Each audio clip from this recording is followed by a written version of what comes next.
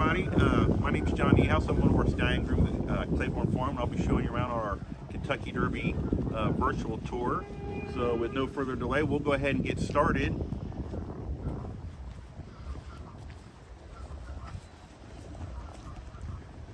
just to let everybody know, we got winds in about mid-40s and a wind chill in the upper 30s. So a little bit unseasonable weather for us here in the first week of May. But this is a tour of our stallion complex here at the farm. We'll start off with a little history of the farm. The farm's over 100 years old.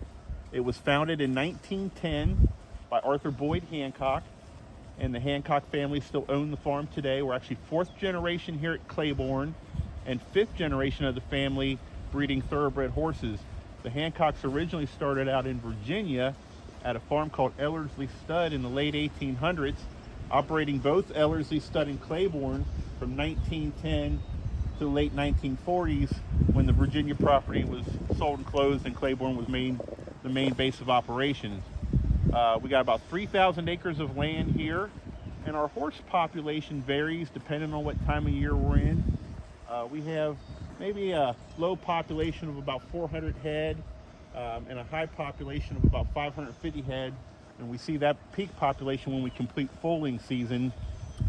Foaling season is usually going to start latter part of January, run through mid to late May, and we'll have about 150 babies born here every year. But here in our stallion complex, we're currently standing 10 active stallions for our 2023 breeding season. We got two stallions, DeMarchier and Lee, that are carrying a low breeding fee of $5,000. Then our highest breeding fee is Warfront, who's currently standing for a $100,000 breeding fee. Warfront, one of the top thoroughbred stallions anywhere in the world today. And we're going to meet a few of these guys when we get up to the barns a little bit later.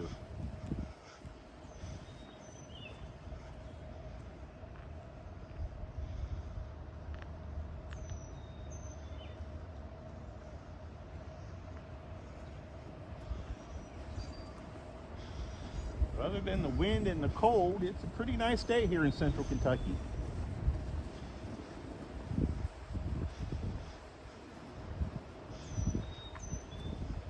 So the first barn that we're approaching, this black barn in front of us, this is our breeding facility, or what we call the breeding shed. The farm's been using this barn as its main breeding facility since the early 1920s. And we've had 22 Kentucky Derby winners conceived here. 6 of the 13 American Triple Crown winners are here. Galvin Fox, his son Omaha, who are the only father-son Triple Crown winners, and then Count Fleet, Whirlaway, Secretariat, and Seattle Slew. So hallowed grounds in the American thoroughbred breeding world.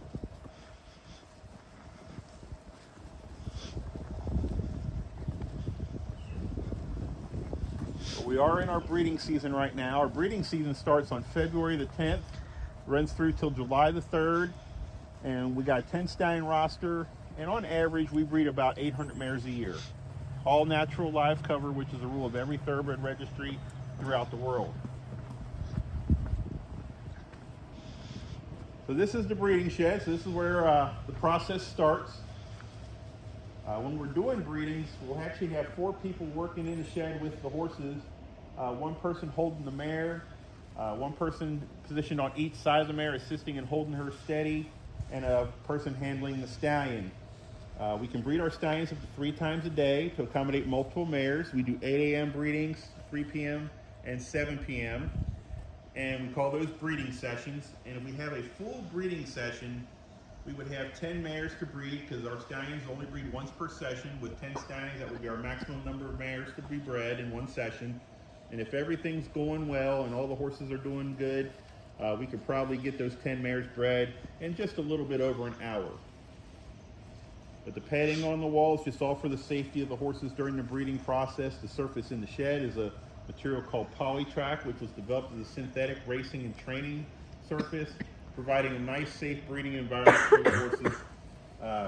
We're dealing with horses that are exceptionally valuable, and we're also dealing with some pretty large animals. Their average breeding weight is 1,300 to 1,500 pounds a piece. So we're always trying to make sure the horses are safe. And we've got a very good safety record. I myself have been working for the farm now for over 15 years, during which time we've bred nearly 12,000 mares with no major incidents in the breeding shed. And we have a conception rate of about 90% seasonally.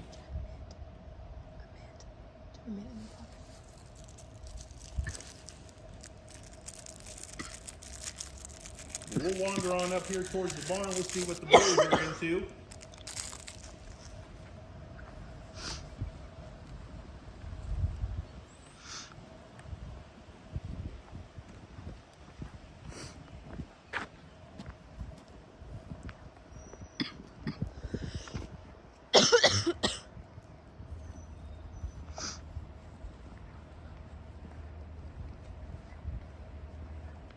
Just to kind of give a little more scope of the property, we have about 100 miles of fence line on the farm, about 20 miles of roads and driveways, approximately 50 barns, most of which are horse barns, some storage barns. We got stall space to accommodate about 700 head of horses. And then we also have 24 houses on site, as well as some housing in town of Paris, most of which is occupied by employees of the farm. And right now we have probably about 90 full-time employees.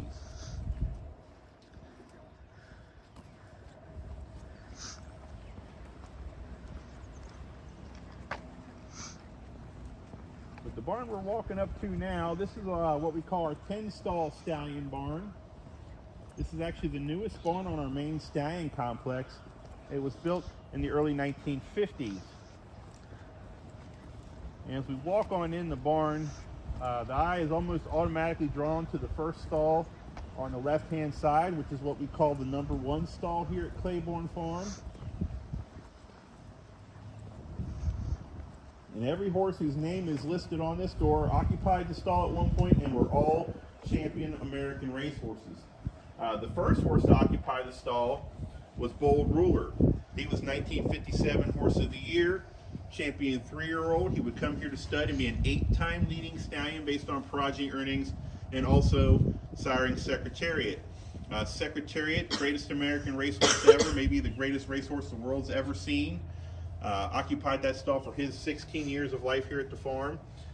Secretariat was 2-time Horse of the Year, 1972, 1973, Triple Crown winner of 1973. We're in the 50th anniversary of that, and he still holds the records for all of the races. The 1988 champion 2-year-old Easy Goer was housed in this stall, as well as 1990's Kentucky Derby winner and champion 3-year-old Unbridled, and then current occupant 2015 Eclipse champion sprinter Runhappy. Runhappy is in here kind of doing what Runhappy does best, other than eat and run, and that's sleep. So Runhappy, 10 starts, 7 wins in his career, over $1.4 million in earnings, 3-time Grade 1 Stakes winner. He was the winner of the King's Bishop Stakes at Saratoga, the Malibu Stakes at Santa Anita, and the Breeders' Cup Sprint at Keeneland. And he was also a finalist for Horse of the Year and Champion 3-year-old, with both those honors going to Triple Crown winner American Pharoah. Runhappy is a son of 2010 Kentucky Derby winner Super Saver, and he's out of a mare named Bella Jolie. And Runhappy is currently standing at a $15,000 breeding fee, and he also was the only stallion on our roster that had an offspring in last year's Kentucky Derby with a horse by the name of Smile Happy, who was the 8th place finisher. Runhappy wake up from his nap to get a few mints. Peppermints are these guys' favorite treat. Apples, carrots, they'll eat those too, and also some special horse treats that you might buy at the local feed store or tack shop. But peppermints are kind of the go-to for these guys around here. And Runhappy stands 16 2 hands tall, which for a thoroughbred is on the high side of average, and he weighs probably just between 1,300 to 1,400 pounds, which is about average weight for a stallion of his height. And to kind of take you through our stallion's day, so we are in breeding season, so these guys are having some breeding scheduled throughout the day, but so they'll actually go outside this afternoon at 1:30. As long as we don't have any severe weather in the area, they're going to stay outside from this afternoon till early morning. About 6 o'clock in the morning is when they're brought into the barn, and that's when they're groomed and fed, and then they just hang out in the barn throughout the daytime hours. That way they're accessible for visitors or if we need to do any work with them. And that's pretty much the turnout schedule for all the horses on the farm through the warmer weather season. All right. Good boy. He likes his mints, huh? He likes the mints. He likes the nibble and bite too. They're all gone. He says, I hear another wrapper in your pocket. We got one more. He knew. He knew. Yeah, he knows. They always know He how counts. to bait one more min out of you, and then he gets him a nice drink of water and kind of wash him on down there. Oh yeah. Gotta stay hydrated, right? Right?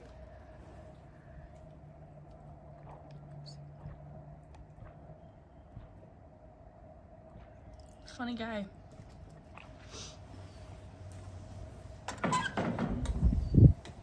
Yeah, all the guys are just kind of hanging out, just relaxing in the stalls. No worries. Just got some hay to munch on while they're in there. Plenty of water to drink.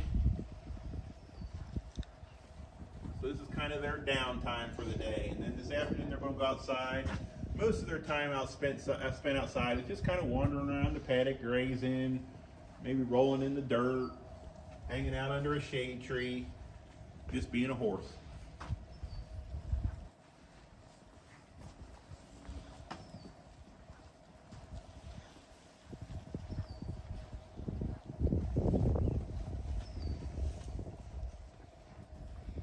Say hi to this guy. This is one of our fancier looking horses. This is War of Will. War of Will's got the pretty white face and the 4 white feet. And War of Will was a 2019 Kentucky Derby participant. He was a Preakness Stakes winner in 2019, and he was also a participant in the Belmont Stakes. He was actually the only 3-year-old in 2019 to run in all of the Triple Crown races. But War of Will is a 7-year-old son of Warfront, out of a mare named Visions of Clarity. He's currently at a $25,000 stud fee, and his first foals are yearlings this year, so none of his progeny on the racetrack just yet. We're about a year away from that. The earliest they'll start racing is 2-year-olds of the spring of their 2-year-old year, so about April or May. So still got to wait a little bit to see how good his offspring are going to be on the racetrack, but they've got a lot of potential, being by a stallion who's extremely well bred, excellent physical, and top level racehorse. War of Will had an 18 race career. He had 9 top 3 finishes with 5 wins, 2 grade 1s, the winner of the Preakness Stakes in 2019, and he was the winner of the Maker's Mark Mile at Keeneland in 2020. So he's actually a dual surface grade 1 winner, being a grade 1 winner on dirt and turf racing surfaces. So he's what breeders would say he ticks all the boxes. He's also pretty sleepy. Yeah. They're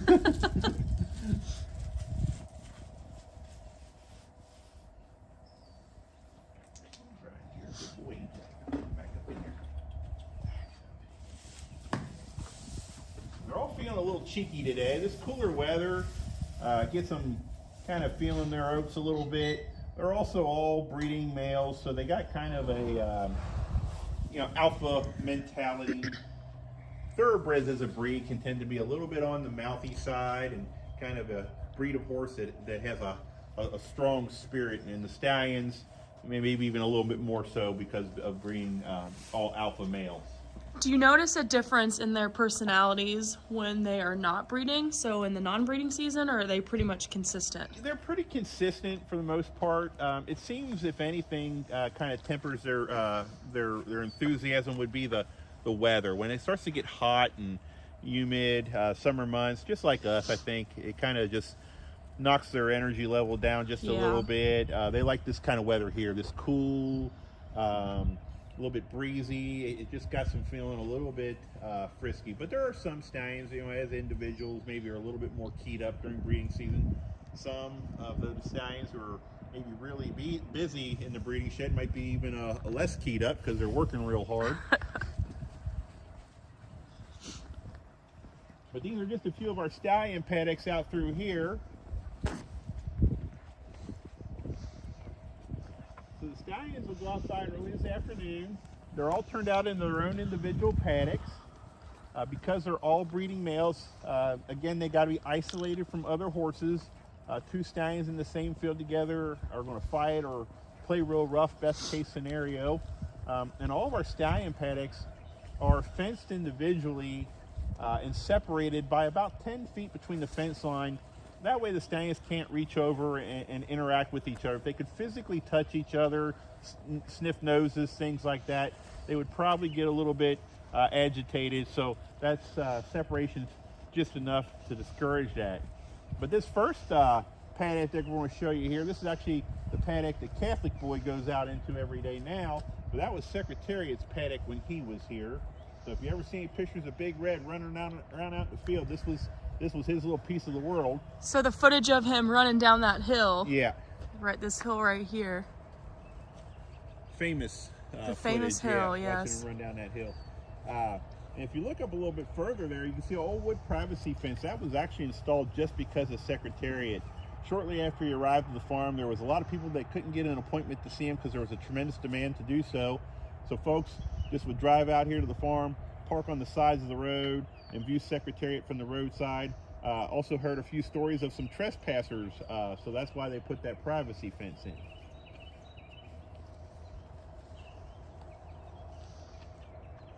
How big are these paddocks? So our smaller paddocks are probably about 1.5 acres. Our larger paddocks probably 3 acres, maybe even a little bit over that. So plenty of room for each horse to roam around. Plenty of grass to eat. All of our fields on the farm have automatic water, so they always got access to fresh water. The paddocks are large enough to where these horses can pretty much get to what we would call full stretch, where they can run and get stretched out as far as they can, as fast as they can go. And how many paddocks do you have total? So we have on our stallion lot, we have 18 paddocks here on our main stallion lot. So plenty of space to accommodate the horses that we currently have. And the horses will actually go out into the same paddock pretty much every day their entire time here at the farm, unless we have an issue with the paddock, whether it needs re-sowed and reseeded, or if we had to do any kind of major fence or water line work, we might need to relocate them to a temporary spot for the time being. But most of these guys will go out to the same paddock every day, the whole time here at the farm. And it seems like this grass is pretty good. Yeah, it's growing really good. Plenty of green for these guys. Famous Kentucky bluegrass. It's not actually blue. Had a number of people over the years come to the farm from all over the country, and they see the grass and they're almost disappointed that it's actually green. Makes you wonder where it got the name. Yeah.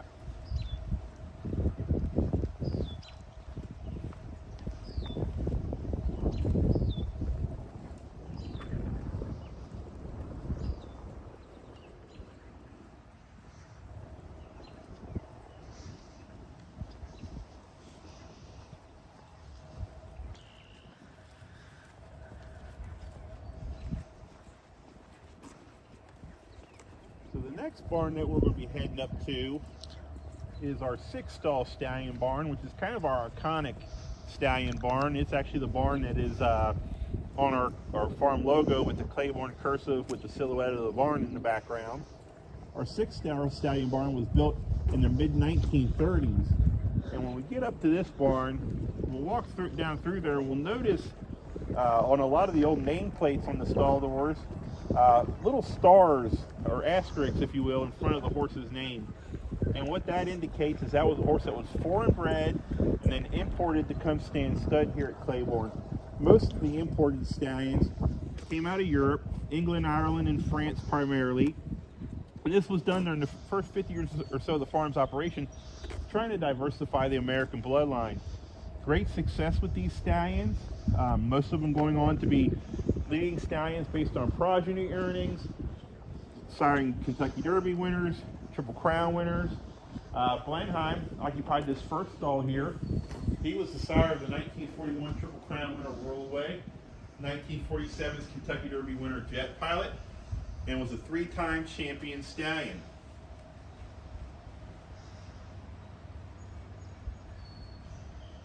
And then the second stall down the line here was formerly occupied by Mr. Prospector. Mr. Prospector, arguably the greatest American stallion ever. Bred till he was 29 years old, which was the year he died. Wow. Spent the majority of his breeding career here for a $500,000 breeding fee. Sired nearly 200 stakes winners, progeny earnings of nearly $250 million. And he also had a lifetime yearling average at public auction of $628,000. So even at a Lifetime? Lifetime. Wow. Yeah. So even at a $500,000 breeding fee, people who bred to him on average were always going to make about a 6-figure profit. And Mr. Prospector produced 1 Kentucky Derby winner, Fusaichi Pegasus, and went on to be a 3-time leading stallion. And then the next stall down is currently occupied by Lee, but it was also the former stall of Nasrullah, who was an imported stallion. Nasrullah was the sire of Bold Ruler, so Nasrullah's Secretariat's grandson on the male side, also imported for stud. And then this was also Boundary's old stall. Boundary, the last Claiborne stallion to produce a Kentucky Derby winner with Big Brown back in 2008. But we're going to let Lee poke his head out and have a couple candies. Lee is a 14-year-old son of First Samurai who's actually in a stall just a couple doors down the hallway out of a mare named Greenery. Lee and his sire First Samurai are the only 2 chestnut stallions, and Lee's gets pretty excited about the candy, so he likes to bang around on the board there to get attention. Lee was a very gifted racehorse. He had a 19-race career. He won 7 of those races, earned over $2.3 million, and was a Grade 1 winner in 2014, winning the Don Handicap at Gulfstream Park in Florida. He also was a very well-traveled horse. In his racing days, he raced in Illinois, New York, here in Kentucky, in Florida. He made a start in Canada, and he also made a start over in Dubai in the Dubai World Cup with a 3rd place finish in 2015. So he racked up some frequent flyer miles. Lee is currently standing at a $5,000 breeding fee, and he's what we would call a homebred. He was actually bred by the farm in partnership with one of our biggest clients, Mr. Del Schneider, raced in that partnership, and is still owned by that partnership. Now we have a question. When they fly overseas, do they go in like a horse stall, or how do they travel over to, let's say, Dubai or out of the country? Yeah, so most of them will travel on a plane that's specially made for horses, and every once in a while they'll be transported in what we would call a box stall, but normally just like on a plane that's carrying human passengers, they're going to maximize the space in the plane to accommodate as many passengers as they can. So a lot of these horses will be in what we would call a slip stall, which is just an area that maybe just a little bit wider than the horse. And so they don't have a whole lot of elbow room, maybe fight over the armrest with the horse next to them. But they're actually pretty comfortable on there. They got everything they need, hay and water, people to attend to them. And they also don't stress and worry about things the way a person might. So flying for them is pretty much anxiety free. And they actually travel remarkably well by air. And because they travel so well by air, long trips overseas cuts down on recovery time. It's also just a safer way to travel, where, like, years ago they would have to come over on ships, and it was a more taxing journey. So it's a very efficient way to transport a horse, especially overseas or across country. So if they're going coast to coast, they might travel the same way rather than be in a trailer. Especially like any top horse, even horses that aren't thoroughbred race horses, like when you think about Olympic horses, they're traveling from country to country. Those horses are typically going to be flown. He likes his mints too. Oh yeah, he's a pretty good guy.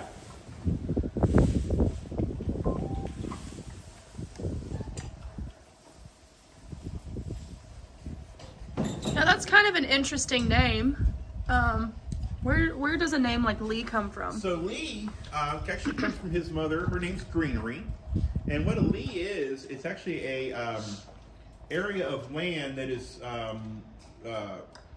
well suited for crop growing. So he got that name from his mother, Greenery. Greenery actually got her name from her mother. Her mother's name was High Savannah. Oh, keeping it in the family. we actually a few years back had a very nice grass horse that was from that family, and his name was Grassy. Grassy, how fitting. Now, what is this right here? So this is our wash stall area. The large area is our wash stall. So we'll actually, when we bring the horses in the morning, we'll hook up our hose. We'll grab up some buckets of warm, soapy water. And most of these guys this time of year, they're coming in dusty or dirty. And if we have some rain, they're going to come in muddy. And so they're usually going to get a soapy bath in the morning. If they come in fairly clean, we'll just groom them up with some brushes and maybe dust them off with a rag and comb their manes and tails out, pick their feet as always. And then the other area is where we would keep muck. But most of the time we haul our muck out of here on a dump truck, so that would only be used if we didn't have access to a dump truck. And the stalls get cleaned every day, fresh bedding, fresh hay, fresh water, fresh feed every day. I'm out of mints, so I gotta go to my secret stash and grab a couple Oh, mints. he knows you're here too. I hear him.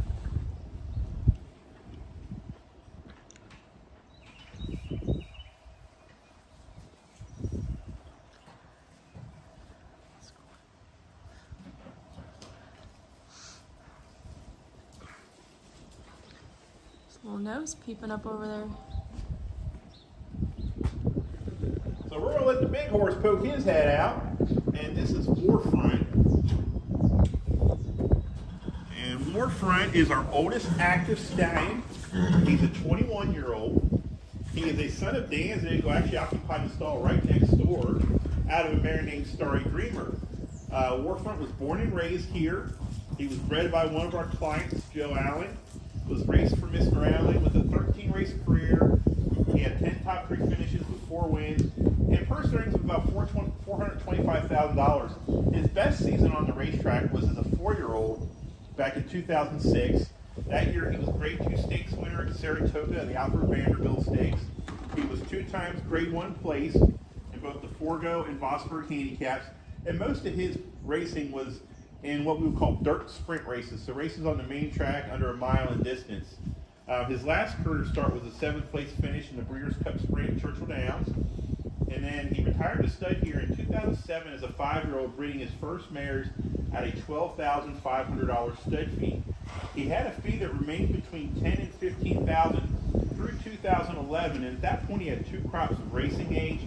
They were running exceptionally well. When they run well, they sell well, and that's what drives that stud fee.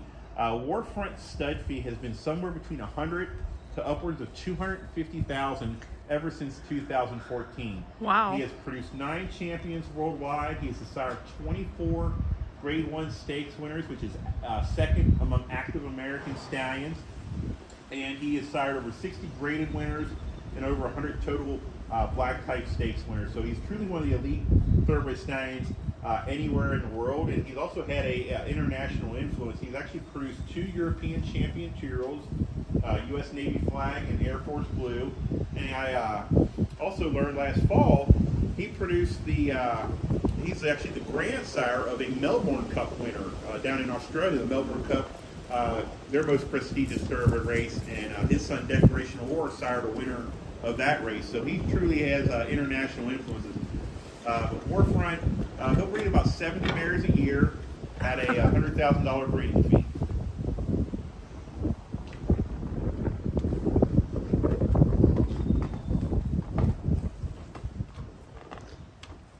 And you said he is the father of War of Will, who we saw earlier, Yeah. correct? Yeah. So hopefully War of Will will carry that sire line on for us.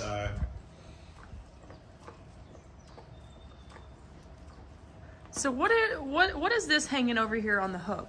I see a halter, but what is that underneath the halter? So underneath the halter we got our lead shank, and then we got what's called our breeding bridle. And our breeding bridle is something that we will put on the stallion for breeding purposes. So when they go down to the breeding shed, what we'll do is we'll put the bridle on him, we'll take the lead, we'll run it through the ring, under his chin, hook it to this other side.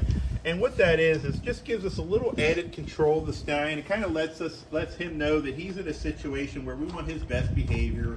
We don't want him going down there being overly aggressive with a mare and just having good breeding shed habits. So it just gives us a little added control, just like a horse who's being ridden having a bit in their mouth.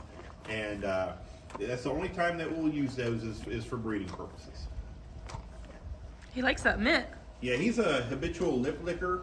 There's probably quite a few pictures of this guy out there on the internet with him sticking his tongue out. He says, yeah. He nodded his head. That's your last one, okay? You're a good boy. Warford's a pretty good guy to be around. I'm actually his groom. I've been his groom and the guy right next door for Samurai's groom for a little over 14 years now. And they're also our two oldest active stallions, with Warfront being 21 and at First Samurai being 20. So anytime we walk by Samurai's stall, he's always going to make a ruckus to get his candy. And a lot of people like to call that his camel face, because he almost looks like a camel nose when he begs for his treat. He's never one to be forgotten. And he was a very gifted racehorse himself. He was a two-time Grade 1 winner as a 2-year-old. He won the Hopeful Stakes at Saratoga, Champagne Stakes at Belmont Park. He was actually second in the voting for champion 2-year-old that year. And went on to have a pretty solid 3-year-old year. And he's been a pretty productive stallion. He's currently standing at a $7,500 stud fee. And after he gets a couple mints, he normally will go back to the back wall of his stall there and lick on his mineral salt block. So we'll turn on the light so we can see that. So we got mineral salt blocks that we place on the stall walls for all the horses so they can get some trace minerals. And First Samurai, he's that sweet and salty guy. This is kind of his routine. He gets a couple mints, then goes back there working on that salt block. So he's pretty happy right now. He's like he's got a bag of chocolate covered pretzels. They're creatures of habit, aren't they? Yeah. And you can hear him. He is going to town. So since you've been the groom for this guy and Warfront for so long, do you think that they know you versus the other grooms? Do you think? Yeah, I think they do, and we often get asked, do they behave better for their regular groom, or maybe someone who's grooming them on the regular groom's day off? I think it's probably kind of like maybe a substitute teacher in school. Some of the kids might behave a little bit better because they don't know what to expect from a substitute, and then some might try to see what they can get away with. So, oh yes. So most of these guys, they're pretty good boys for all of us to work with, but I do believe they do get familiar with their regular handlers, and this is going to be your last one because we got to save some for. And then you also clearly develop a pretty close relationship with them. Yeah. I mean, we worked with these horses for so long. They're like family. They're like your kids, your pets, and it's pretty neat to have that relationship that's gone for that long of a time.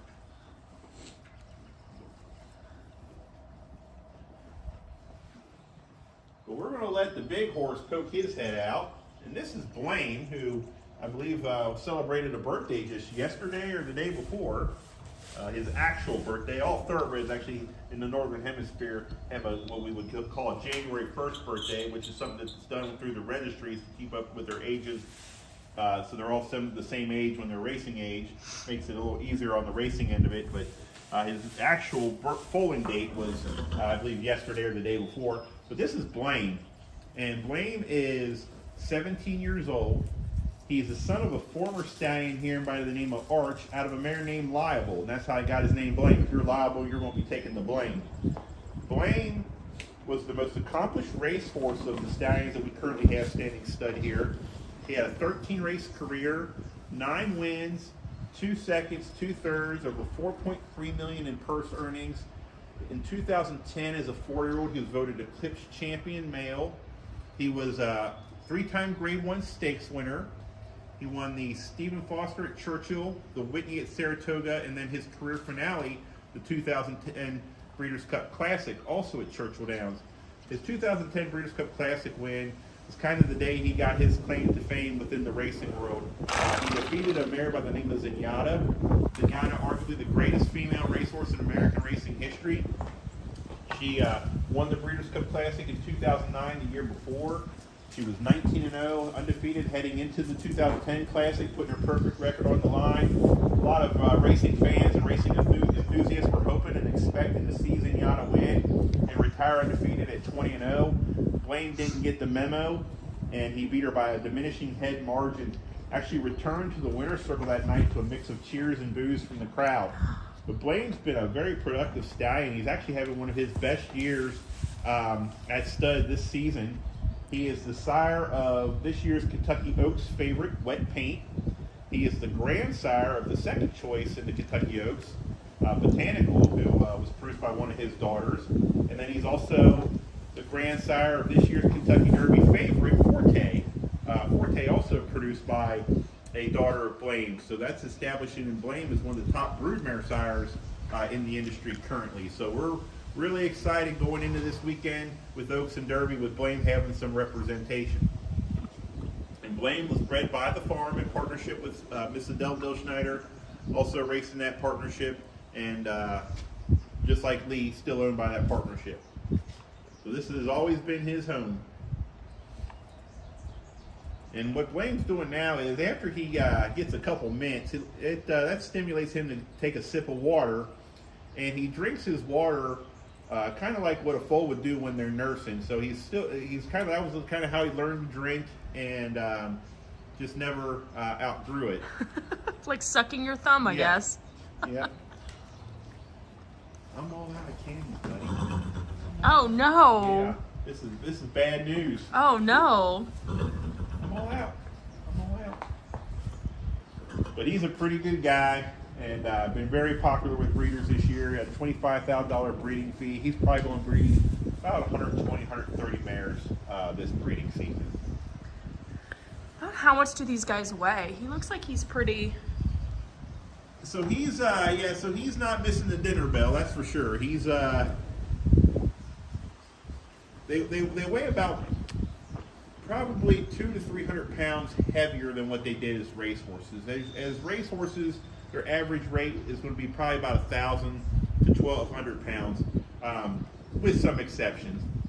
And then their average breeding weight, again with some exceptions, is going to be between 1,300 to 1,500 pounds. So they do get a lot of, they develop a little bit more mass, a little more muscle during their breeding careers, just like a lot of other breeding animals. When you think of like a bull or something, as they get older, they tend to get a little more mass on them until they're probably about 8 years old. Then they kind of peak at that point. And then the mares, they're going to gain that baby weight, so they're going to put on some weight as well. So once their breeding careers start, actually their racing days are done. They go through so many changes, both physically and mentally, that it's just not practical to bring one from the breeding program and return them to racing. About how tall is this guy? He looks like he's pretty tall. So he's about 16 one-hands tall. Okay. So he's maybe just a tick under what we saw with War of Will and Runhappy. He's taller than Warfront. He's about the same height as what we saw with Lee, even though Lee probably appears maybe a touch taller, because Lee's what we would call a high-withered horse. So the horse is actually measured to the hump at the base of their neck, which is called the withers, and that's the highest stationary point on the horse.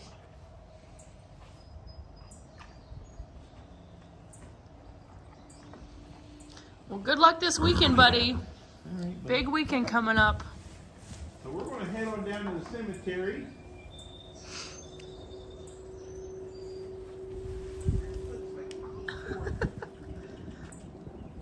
He's got to get his water. Yeah, he puts his foot out there, kind of like a door stopper, because he knows that if he can keep the door from getting closed, he might have another minute or two to get past to him. So, and he, a lot like First Samurai, with the exception of a drink of water in between, he'll go back there and he'll lick on that salt block as well. So he's a big fan of the sweet and salty too, but he'll usually take a drink of water in between. Cleanse the palate. Yeah.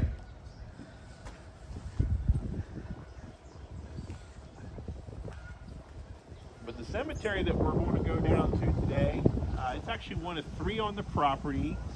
We have over 170 total grave sites on the farm. most of the grave sites consisting of female horses. The main cemetery, however, it's all male horses buried in there, and we've got 23 grave sites that we'll see.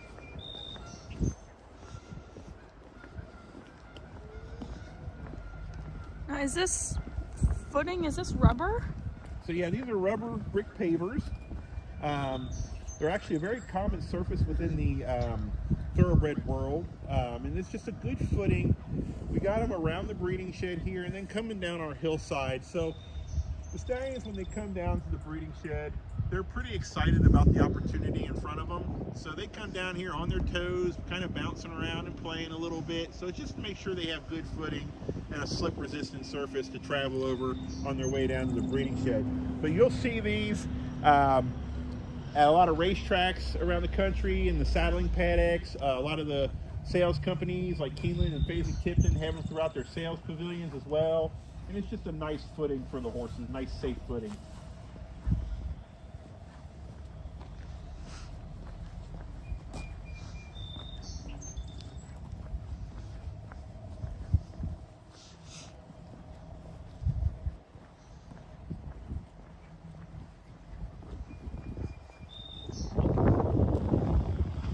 Big old load of straw coming in.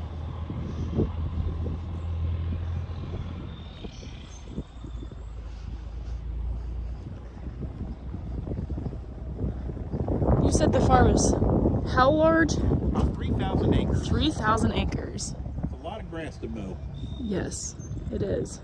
We've actually got a whole mowing crew. We've got several guys that ride around on zero turns that mow the open areas and what we call the barn lots, where we don't keep horses, the areas that we don't keep horses. And then we have the large tractors that carry the 22-foot wide bat wings to mow our large fields and paddocks. And we need to mow the fields probably need mowed maybe once every 2 or 3 weeks, just to keep them from getting too overgrown. And then the barn lots and then around like the houses and other structures on the farm, those areas get mowed probably about once a week.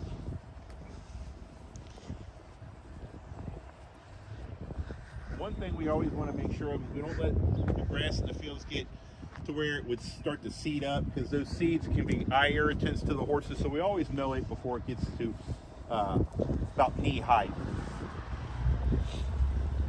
So we're going to enter into our main cemetery here, which is adjacent to our office, our main office.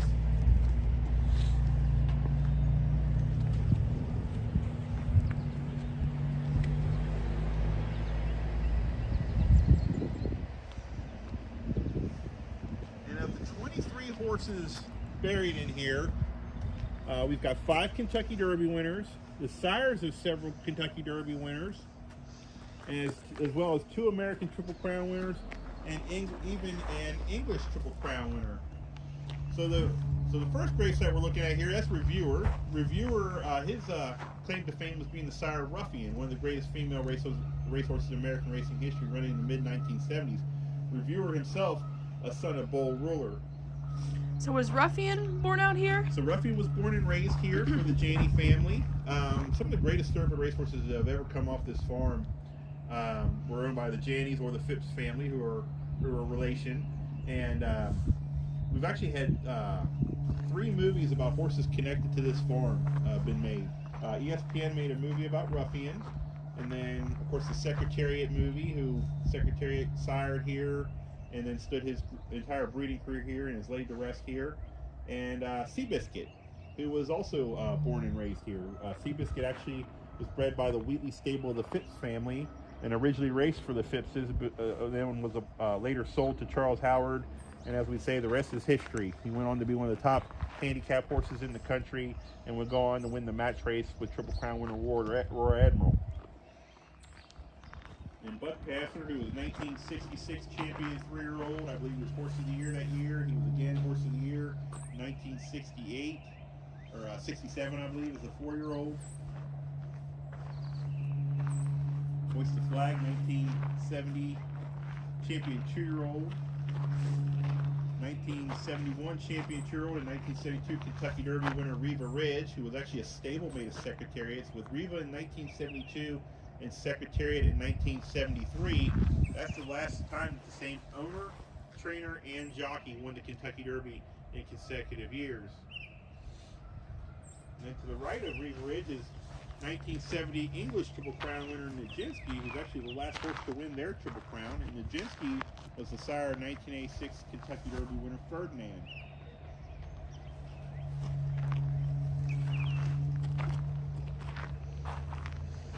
Of course, Mr. Prospector, we talked a little bit about at the 6-stall barn, being the sire of 2000 Kentucky Derby winner Frusici Pegasus.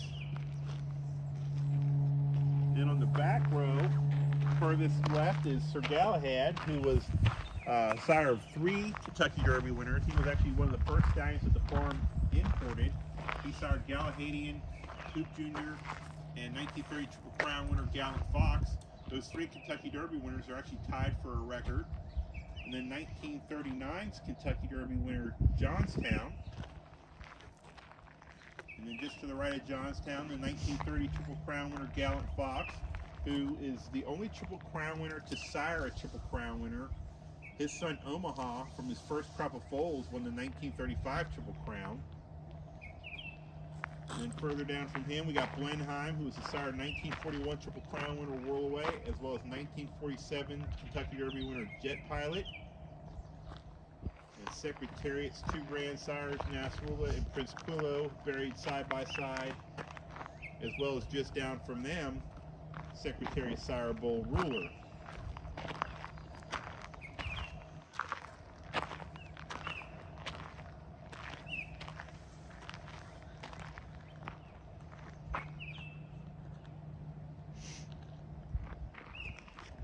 And then over here on our row of 4, we have Swale, who was the 1984 Kentucky Derby winner. He was also the Belmont Stakes winner that year, and he did run into Preakness as well, finishing 7th. Swale is the only horse that's ever been owned by Claiborne Farm to win the Kentucky Derby. We've had 10 Kentucky Derby winners born and raised here, with the most recent being Orb, 2013 Kentucky Derby winner. We've had 22 sired by our stallions, but Swale's the only one who's carried the gold Claiborne colors to victory. After his Kentucky Derby win, he would go on to finish 7th in the Preakness, came back and won the Belmont. 8 days following his Belmont Stakes win, after a normal routine gallop at Belmont Park, he was actually back at the barn getting cooled down, just had his morning bath, and at that time he suffered a heart attack. He was a big loss for the farm on every level. He was a great racehorse, posthumously named Champion 3-year-old of 1984, and he also had a big future as a stallion, being a son of 1977 Triple Crown winner Seattle Slew, out of a very nice mare by the name of Tuera. Swale is actually the youngest horse buried on the farm at the age of 3. The oldest horse buried on the farm is Round Table, who lived to be 33. Round Table, arguably one of the greatest thoroughbreds of all time when you factor in his longevity. 33 years old is probably comparable to a person who's in their early hundreds. He also raced 66 times, 43 wins. He set or equaled 14 track records. He was the 1958 Horse of the Year. He won several divisional championships during his racing career, and was retired in 1959 as the world's largest money earner with over $1.7 million. He also went on to be a champion stallion one breeding season based on progeny earnings. So when you throw on his longevity, his race record, and his breeding record, he's one of the greatest thoroughbred horses the world's ever seen. You said he ran 66 times? 66 times. Wow. And running at the highest levels. And of course, right across the path here is the star of the show, Secretariat. Secretariat, greatest racehorse of all time, 1972 and 1973's Horse of the Year and Triple Crown winner for all the races. Still the record holder, and died at the age of 19 on October 4th of 1989 after being euthanized, suffering from complications due to laminitis. Secretariat, his race record speaks for itself, but he was actually a pretty good producer as well. He sired over 600 foals during his time here at the farm, produced 2 American champions, the 1986 Horse of the Year, and older female, Lady Secret, and then the 1988 champion 3-year-old Risen Star, but where Secretariat's legacy is found on the breeding end of the game is through his daughters. His daughters were excellent producers of both racehorses and of breeding stallions.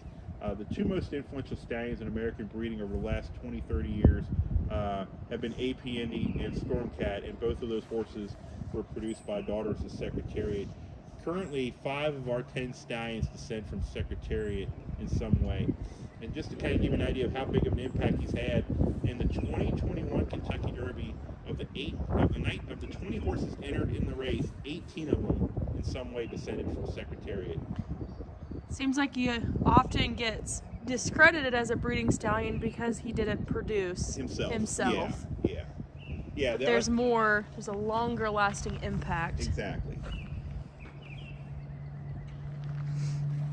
And on top of Secretariat's headstone, you'll notice pennies.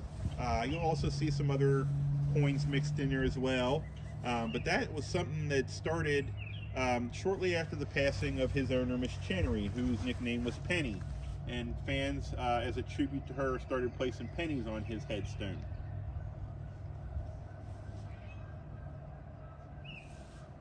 The Secretariat, after he was euthanized here October 4th, 1989, they took him to the University of Kentucky to examine him to see what he was made of, and they discovered that his heart was about 22 pounds.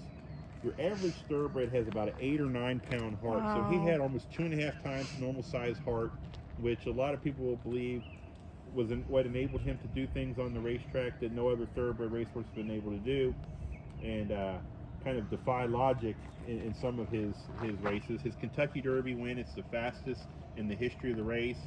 He's also the only winning horse to run each quarter of a mile as fast as or faster than the preceding one. In the Preakness Stakes, he set a stakes record, and visually that race, what was most impressive was how that unfolded.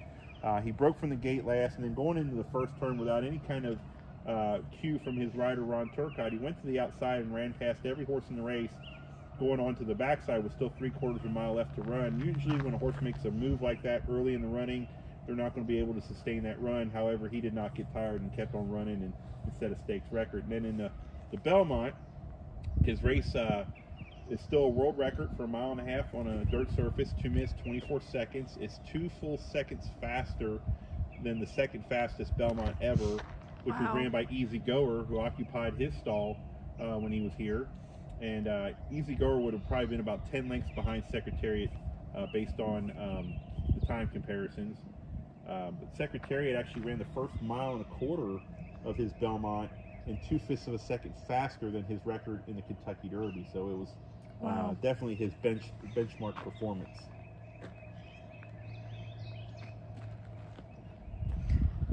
Now, how are these guys buried? So we've got horses are pretty big animals. So we've got 5 of these horses that are buried in their entirety. Those horses are Secretariat, Mr. Prospector and Nijinsky, as well as Swale and Roundtable. We've got 3 horses that were fully cremated, and those horses were Seeking the Gold, Flatter, and Pulpit. Those are the 2 methods of burial that we currently use here at the farm. However, there was a 3rd method of burial that was once used here, and that was burying the head, the heart, and the hooves of the horse, which represent the mind, body, and spirit, and they say those are the 3 ingredients you need for a top equine athlete. And the last 4 down this row, from Reaver Ridge down through Reviewer, and then the entire back row, those horses were buried in that fashion.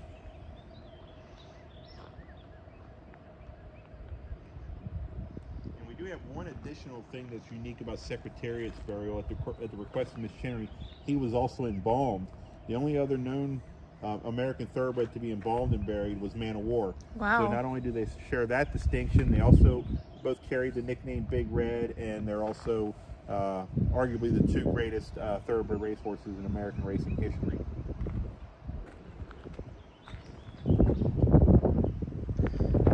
Wow.